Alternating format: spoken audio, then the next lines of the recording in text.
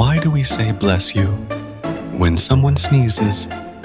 You ever wonder why every time you sneeze, people yell bless you, like you just survived a near-death experience?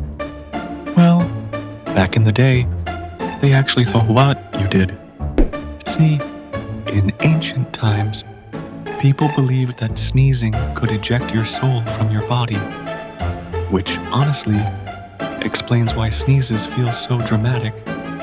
And during the plague, sneezing was basically a red flag that you were next.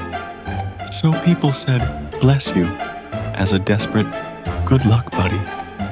Fast forward to today, we still do it, even though we know it's just your body yeeting out dust. And if someone doesn't say, bless you, yeah, you notice. Moral of the story, sneezing has no chill.